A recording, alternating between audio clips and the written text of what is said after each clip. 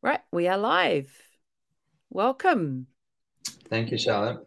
Live chat today. Kia ora everybody. Whoever tunes into this either live or in the future. I'm Charlotte, tuning in from Takaka, Golden Bay. And I'm PledgeMe Projects and Marketing Lead. And we have the pleasure of talking with Matt Lamason today. He's the founder of Peoples Coffee.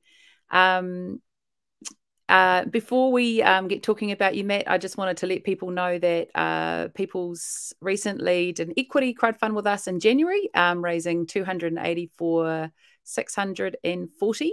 So we're going to talk about that today. But firstly, Matt, whereabouts are you beaming into us from? Yeah, thanks, Charlotte. It's lovely to be with you. Beaming in from Oho, Levin. So on a beautiful piece of land that I've just moved to recently, which used to be Kath Irving's edible garden. And so I'm sitting in a permaculture paradise right now. Wow. And you showed me a jar of, was it dried apples? Dried apples from the orchard that my children love to eat, from the veritable 8 varieties that are growing here. So yeah, it's quite a distance from the bustle of the roastery in Mansfield Street, Wellington. Amazing. Yeah. It's nice to have that peaceful place to go be, hey? Essential. Yeah. Yeah. Yeah. Yes, I totally get that. And hence the fact that I live in Takaka. So yeah, I've got some questions that we're going to cruise on through. And as always, if anyone wants to comment or ask questions, we'd love to hear from people, either now live or in the future. So we're going to jump straight into it. Matt, for people who don't know, can you introduce People's Coffee? Yes. So People's Coffee is a fair trade and organic coffee roasting company that I started back in 2004 in Newtown, Wellington. And back then I was a barista at Victoria University, and I just wanted to make a difference in the coffee industry. And I learnt through my political studies that there was huge amounts of inequity and injustice in the coffee trade. And so I went to Nicaragua when I was 23 in 2003 and met some farmers at a cooperative up in the north of Nicaragua when I could only speak I could only count to 5 in Spanish, and somehow managed to find my way all the way up the country on public buses to this cooperative. And as soon as I met these farmers who grow in just have like an acre of land, I was like, these are my people. These are the coffee farmers I want to support. So Peoples was born out of that, and just into a tiny 25 square meter shop with a little 5 kilo roaster. And it was very cottage industry back then. And that was 18 years ago. Amazing. And you were, and did you say that you were studying politics at Vic? Yeah, I was doing a double major in political science and psychology. I think I was the only one that graduated that year with that combo, because I love thinking, and I love the way the mind works, and I also was interested in the dynamics of power, I guess, and how economies work. So I got a job at Parliament and turned that down. I was going to be working for Labour, and my friends one night took me out for my birthday, and they're like, "Do the cafe thing, Matt. Like, do the fair trade thing." And I was like, I don't know what that's going to be. I didn't even have the name. I didn't have anything. I was just a barista, and so I turned down the job and went back to working as a barista, much to my parents' chagrin, turning down a $40,000 salary after 4 years of studying. So yeah, it all began with a lot of risk and a lot of gumption, a lot of chutzpah. Chutzpah. Chutzpah. What does that mean? That's that. In Māori, it would be like kaha, like that energy to like and put your head into the grindstone, and also from a heart place. Like, I believe I want to do this. My heart says I want to do it, and so usually for me, when my heart's in it, then it's a hell yes. Amazing. Mm. I'd like to ask you more about that, but I'm going to move on because we only have half an hour. But Okay. that's an amazing thing. What a leap you took all those years ago. Yeah. So next question is it's completely leaping into the future, into the now, I guess. What inspired you to go out to your community and crowdfund?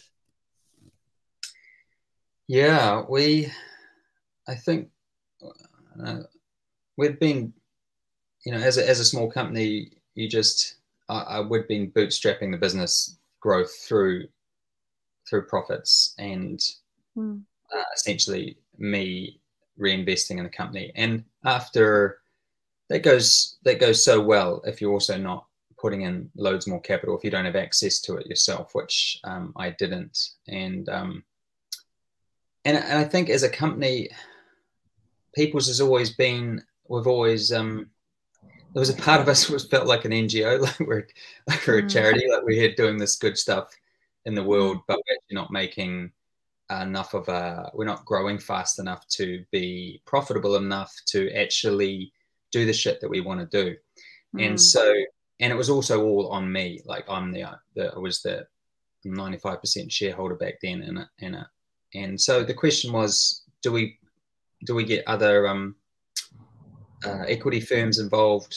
Where can we get additional capital from? And mm, I think we were just sitting around the table, and James Bushell, one of our advisory boards, was like, "Why don't we crowdfund?" And I was like, "Totally. It just makes sense with the DNA. We talk about the brand being by the people for the people, and yeah, we had such especially in the Newtown Wellington sector, we've got so many passionate supporters, and loads of the people who have actually invested are people who used to come to the shop, still remember me making coffee, and they are investing today. And so it just really made sense that mm, a company like People should be owned by the people, that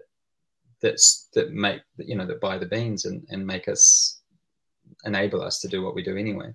mm. It sounds like it does. Yeah, it sounds like it aligns with your philosophy from the beginning in terms of you saying it felt more like a not for profit because you were so focused on impact, weren't you? Well, they call it impact now, but creating positive change from the start. Mm, yeah, yeah. It was about um, yeah, making a difference. And Mm, and I've never been someone who's about making money, but over time you realize we want to be more resilient and more. We do want to scale, and we want to be more available to customers, and mm, we want to do other things. And so let's call on our people and see if they want to help us do that. Yeah, nice. which they did. Yeah. And speaking of that, you crowdfunded you ended up with nearly 300,000. Hmm. So, what has that enabled you to do with Peoples? We've doubled I think we've trebled our roasting capacity. We bought a new coffee roaster, which has been installed, and we've hired an FMGC manager for supermarkets, another one. So the whole thing was making People's a nationwide, a household brand in Mm, in the country. So a real focus on pushing into supermarkets, but to do that we needed more capacity in production. As soon as you start getting ranged across supermarkets and you have to deal with really big orders, we needed that capacity. So far it's been into production equipment, and also we're currently in the process of developing marketing and social media team, which we've never had. It's always been a secondary role for someone else's main role, and that's a really big part of us. Just shouting a bit louder about who we are and being more um, uh, yeah, just having a bit more bravado with the brand and having a bit more fun with it. nice. Yeah, I Mm. guess also for you, seeing a lot of your connection must have been face to face, or in the early years, especially for you. And then also, because how many do you call them cafes? Oh, yeah, we've got two coffee bars in Two Wellington. coffee bars in Wellington. So you've constantly got that connection every day as you sell coffee with people. And I guess the socials wouldn't be so needed until now you're going more nationwide. How do you keep building that connection with people and keep sharing your story? Yeah, and it's totally outside of my what I do. But yeah, I mean, you've got to really engage your customers. It's just such a busy marketplace in coffee, as you know. And yet we've got all these stories inside that have come from 18 years of traveling to coffee farmers, to cooperatives in origin, which is such a rich landscape on the inside. And we have been a little bit I don't know, whakama about like sharing stories, or just haven't had, it just hasn't been a muscle that we've stretched. And so this is something that we are, you'll see more of from us. Yeah, I'm sure people will be so inspired by those stories. The behind the scenes and the meaning and the connections and the ripple effects of this cup of coffee they're drinking. Yeah, and the people behind it. Like I'm a little bit tired of seeing Instagram tiles of lattes. I'm not, all power to the baristas who are making incredible cups of coffee every day and actually make people's lives better. I remember being that barista, but it's also, we've got these amazing souls behind all the people who work at People's, as well as our farmers and our cafe owners. And so we wanted to bring more of the personality of our people to the fore, because that's kind of why we're in business, really, is to look after our people and be a more human business. Yeah, well, that will set you apart, continuing to do that. Yeah, so preparation for your crowdfunding campaign. They do take a bit of prep, don't they? What did you do? Can you think of some stuff you did in your preparation? Well, I think we would have given ourselves another 6 months. Oh, really? Interesting. Take note, people. So there's a bunch of stuff. I mean, first of all, I just massive hats off to James Bayer and the team at People's, who did all the heavy lifting. Penelope in the accounts. So there was an entire restructure of the financials, because we had to have a global company, because we've got retail arm and we've got a wholesale arm. So we had to sort of consolidate our business structure to make it work for PledgeMe, because we're equity funding, so that people are buying into the global company, which gives them a percentage of across both sides of the company, the retail and the wholesale. So you were a company, but you needed to restructure to do the not restructure, just consolidate, just have a more so I guess what I'm saying is there's a lot of financial preparation that goes into it, as you know, and when you're doing a memorandum, what are they called? An IM, we call them, an information memorandum. So there was a lot of that prep. Then there was the story, which was pretty much just me ranting. Finding a media company. We used a PR firm, so there's a lot of practicing PR for journalism, and a lot of that didn't actually eventuate. We had a few. I guess we had a few curly interviews, but just do you do what you say you do, and are you? So I think the preparation was financial, and then storytelling, and developing that material for the IM. There was a lot that goes into actually just building that really beautiful thing that maybe not many people looked at. Yeah, it's hard. You have to do that, but it's dense. Yeah, you have to, because of just the law in New Zealand. But it's and you also have to be pretty strict about what you say. Like, you can't say that we've got these great plans, but they have to be actually completely connected to your financials and to what you're going to spend it on, and to, so you do feel, I did feel we're quite, it's quite a tight process in terms of like wanting to be creative and like, here we are, there's a great opportunity for us to be public facing to the world, and yet we're constrained. I remember all the conversations about, no, we can't say that because it's not, and like the concern, the false and misleading thing. Yeah, and just because some previous companies have kind of sullied the waters for, or just, for us to have crowdfunding in this country, we have to not have the Financial Markets Authority come and crush you guys. So we want it to continue. So so there's a lot, there's a lot of creativity, and there's a lot of financial stuff, and then finding that where they work together, marrying those two together.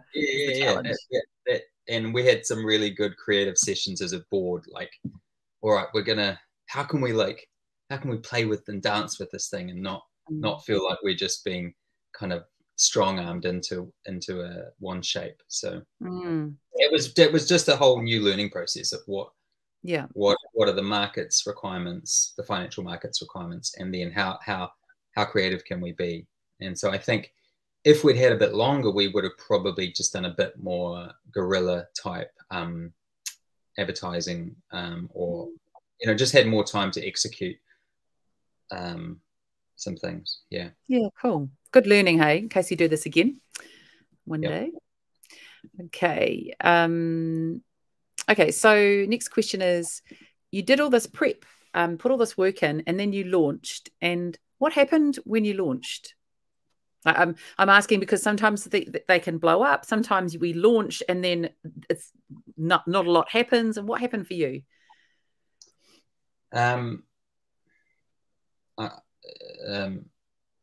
To my memory, we launched and there was a good uptake, initial uptake, and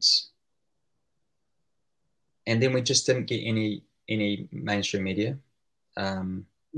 So things plateaued, and I quickly realized that the media is not interested in cookie cutter stories, and it's not interested in talking to a PR firm. And that was quite a learning, and to go, journalists want something that's live and they want a live animal in the hand. They don't want a copy, some media copy to just put out there to the world. And I think that's one of the learnings as a company like us who have been around for 18 years. The angles, we hadn't really thought about that, and we hadn't done anything publicly this big with media before. So I think there was a huge learning that we just didn't get the nationwide traction that we wanted.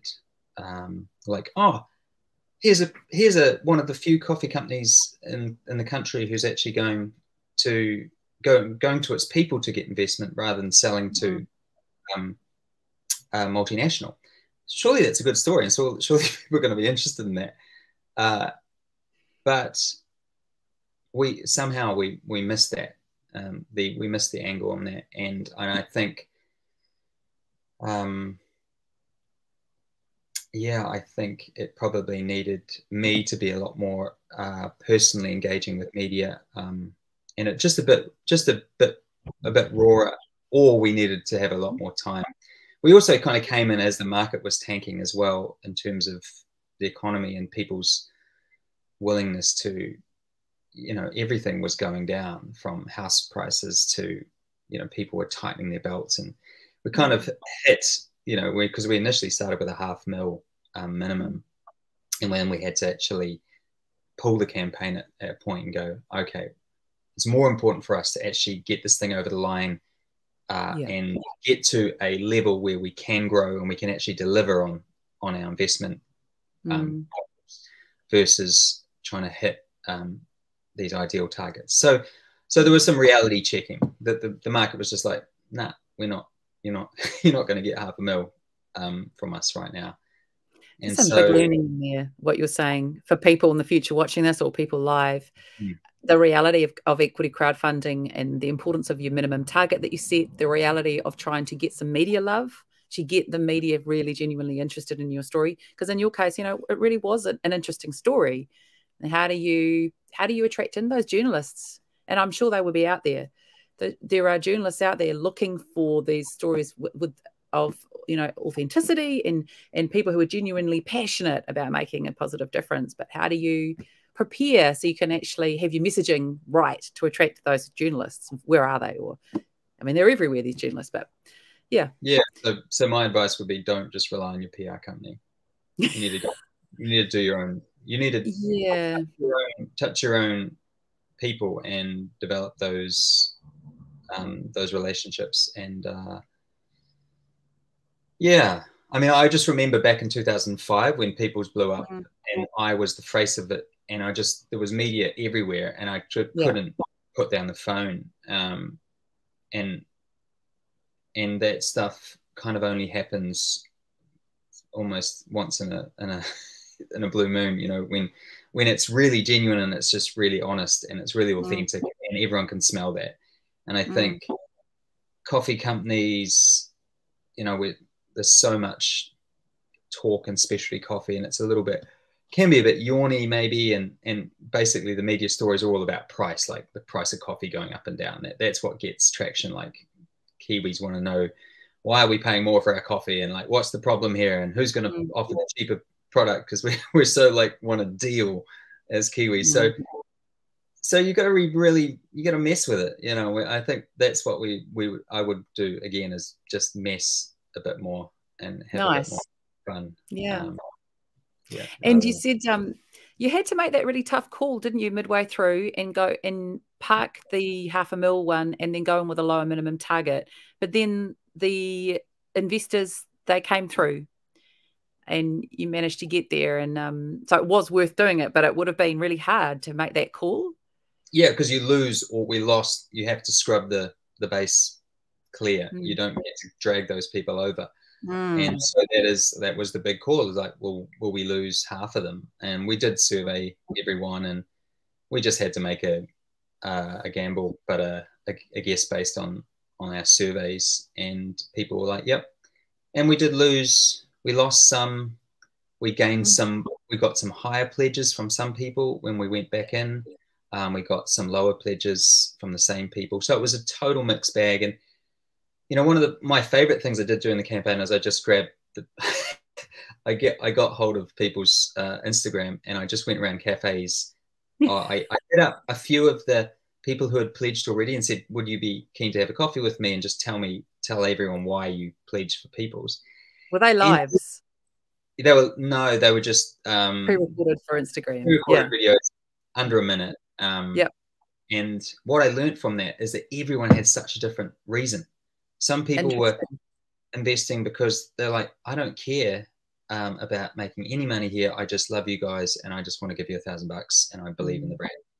Other people were like, I love the fact that your packaging is environmental. Other people were like, I believe in crowdfunding generally, and I want to help small companies. Everyone had such a completely different reason. So when it came to surveying our broader 250 investors, you just had to know that they're all being driven by very unique things. And I guess that's what all the algorithms are trying to find out, exactly what makes people tick. Those videos were fantastic. I saw those, and I think they were such a brilliant part of the campaign, because they were you, the founder, and just having the humans fronting up and having genuine conversations with people during a campaign builds relationships, builds trust. It's a great way to go. And I just wanted to briefly say, hey, kia ora, Sasha. I don't know if you can see this comment that's just come in, Matt, but she's saying she just came from having her People's Coffee in Newtown, and great to hear this conversation. Thanks for the love, Sasha. Awesome to hear from you. Yeah, those were brilliant. They were those reels that you were doing, nice short ones. I think they are such a great idea.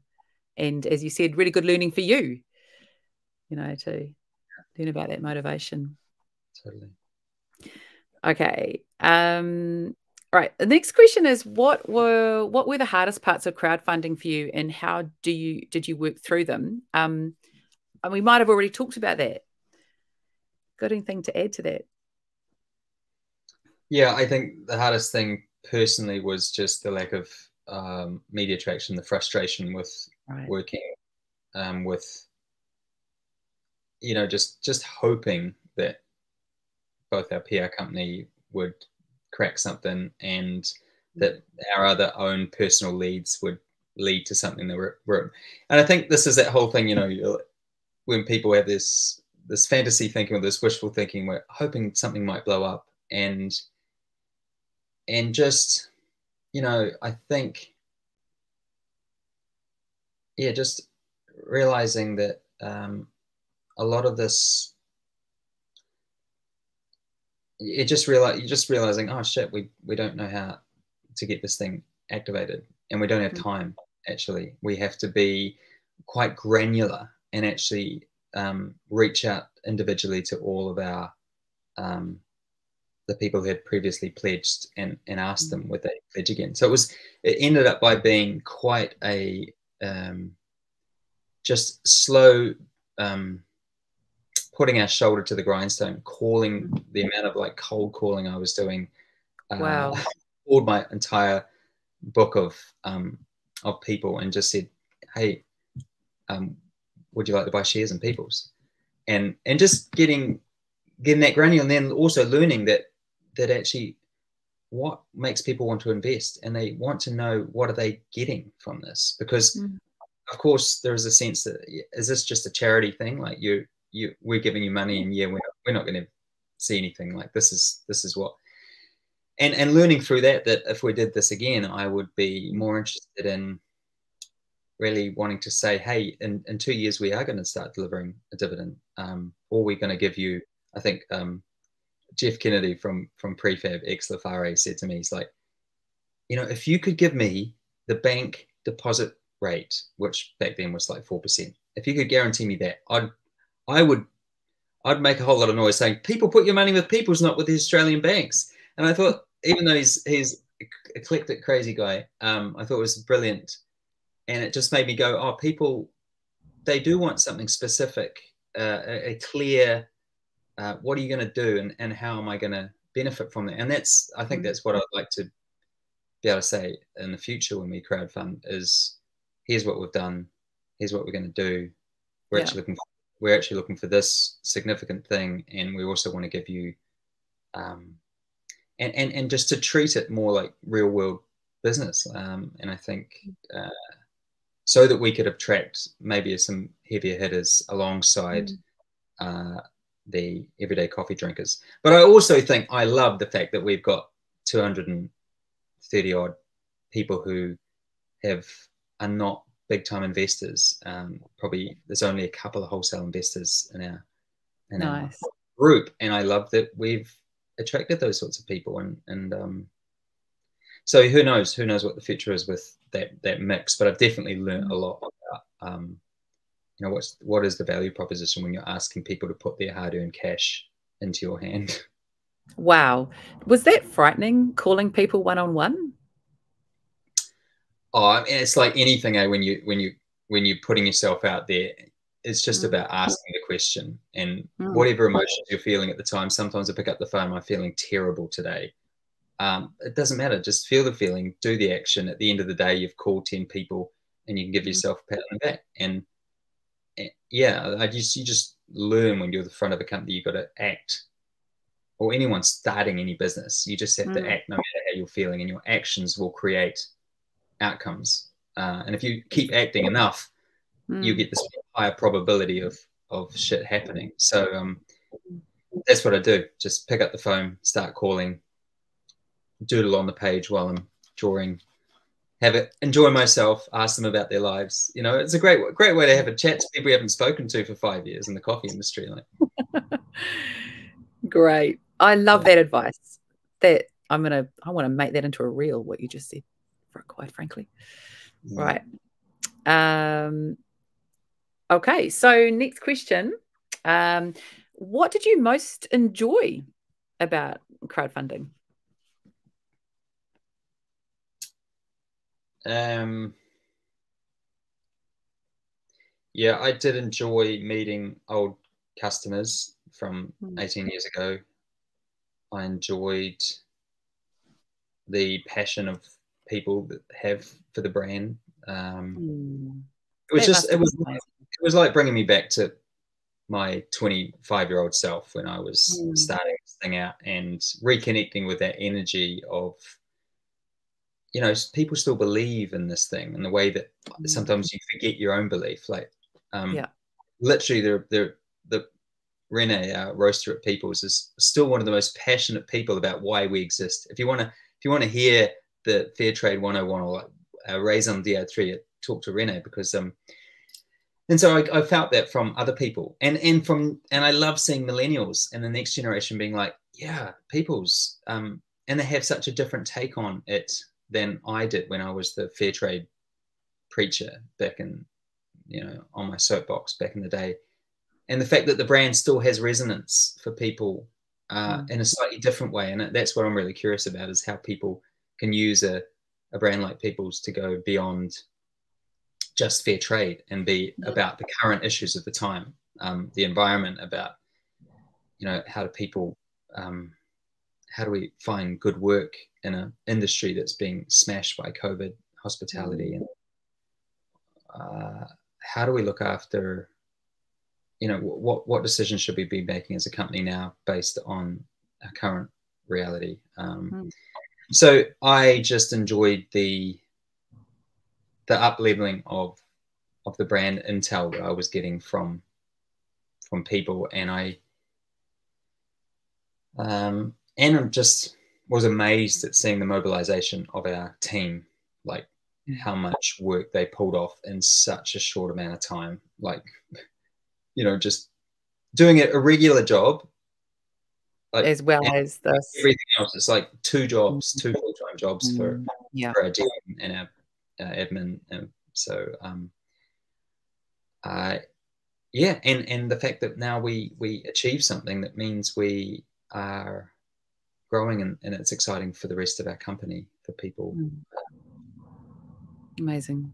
Yeah, we've done something from nothing, and we haven't sold out to, and we still got control of our company. it is possible. It's possible.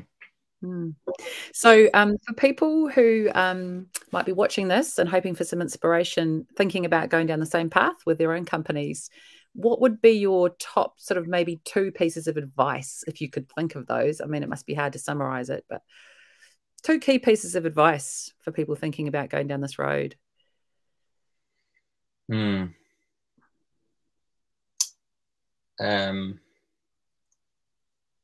I think it's about being super clear about what you're doing and why.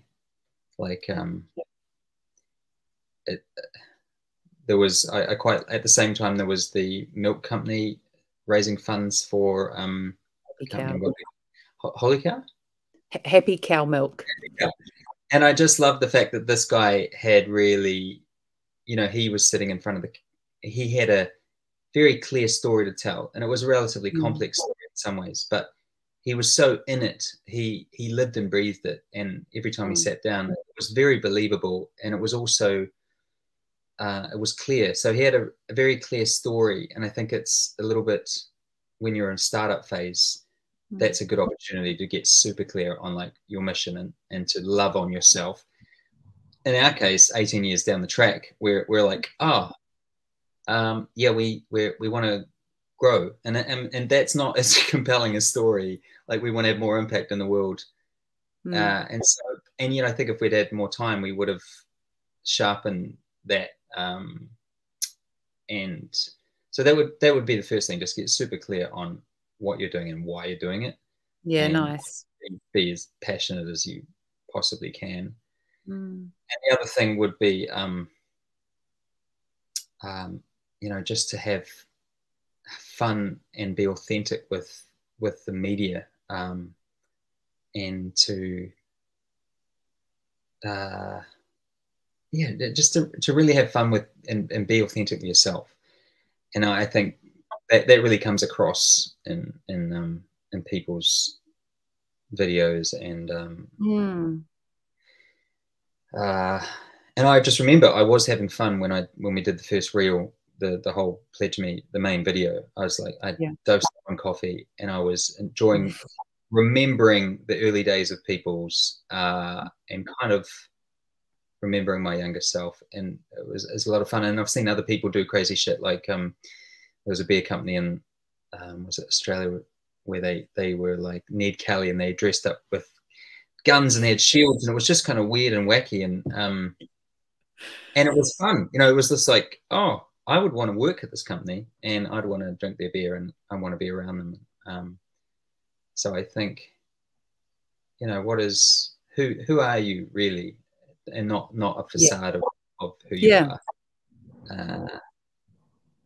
And that's really valuable, because you're the only person in the world that can be that. Like if you're the founder of a company, really be yourself, and that's the only thing that is your that's your category of one. You know, you are in a category of one because you are you. Nice. And, just had another comment come through. Can you see that? Yep. From Thank Sasha. you, Sasha. Nice. Yeah, I mean, what you're saying, as the person doing comms and marketing for campaigners, that's definitely what I'm often asking people to do, that your 2 points around being super clear, so that people, potential investors and pledges, when they go to your campaign, they can understand exactly why you're crowdfunding and what you want them to do, what they get out of it as well. And the personality and the authenticity, the more the better in PledgeMe campaigns. It's one of the things I love about PledgeMe. We celebrate personality. You don't have to be this cookie cutter brand. In fact, we don't want you to hide behind your branding. We want to see you. And that's why I love those videos you did when you had those chats with your investors, sat down and had a good old yak. And that was really, really cool to see. And I really encourage people to do that kind of stuff, just to show their true selves through their campaigns. And I know it's a hard line to walk within an equity campaign when you because that's governed by the FMA, and there are rules. So that's a really challenging aspect of running an equity campaign. But it is possible. Yeah. And I mean, I'm just still really excited. And the other hats off to the People's Coffee team is that they've delivered on their, you know, we've had all these people through the roastery, people picking up their rewards, doing barista training, and I'm just really curious, and because we're using Orchestra as a platform for people to be able to trade shares eventually, I think James and we're coming up to our first quarterly. We're going to do a video about where we're at, and I'm just really excited. Like, what does it mean to have 230 investors? I think it's a really powerful base, and I am curious about that relationship with each of those individuals, and how that can be a real win-win situation for the business, in a way that, you know, we've never had that. It's just been me and James, and now there's me and 230. There's all these other people that hold shares to this company, and hopefully are like a little bit invested in its success. So I think that's really exciting, especially in a world where usually a couple of people own the whole thing, or it's corporate owned. And so that I think that's the exciting, and if we could grow that as well, using Orchestra as a platform where we can go back to our investors with audacious, great investment plans, that'd be amazing. Nice. Yeah. And just to finish up soon, anything else you'd like to add about what's happening for you, for People's now post campaign? I was going to say, I was just I was over in Ireland recently, and just looking at the coffee industry there. So I'm personally kind of interested in the brand globally, where we can test market it and take. I believe that there's, you know, a people-shaped hole in some young investors in places like the States and Europe. And so as someone who kind of holds the genesis of the brand and like why it came into the world to exist, I think there is really fascinating scope for that outside of New Zealand. On the ground, it's just so amazing to see that James and the team have already literally rolled out this huge production capacity and are in talks with Progressive Supermarket and alongside our already established foodstuffs. And we're just we've pulled on our original brand guy, is totally revamping our brand identity. And so this is just some really cool things we're pulling from the soul of the brand from the early days that I think we've lost a little bit in the clean aesthetic that we've had over the last decade, and just coming back to some things of who we are, as well as transcending that into what the future's asking of us right now. So yeah, I'm excited about global things, even though they're very much in sort of infancy, and I'm fascinated in seeing our supermarket capacity, because that is really this bread and butter ability to actually sell coffee to everyone at home, and for more people to be like, oh, we can get hold of your coffee now. It's really great. We don't have to go into Newtown. Nice. Yeah. Brilliant. Thank you so much for your time. We're going to wrap this up. So Matt, founder of Peoples, thanks for having a korero with us today. We're going to sign off, and this will be live. So people, if you have any more questions to ask, please fire away. And if they're for Matt, I'll get them to him and we can get an answer back to you, or feel free to ask me any questions as well. So yeah, that's the end of our Monday Lunch Live. I'm going to end the broadcast. Kia ora, Charlotte. Thank you. Kia ora, Matt.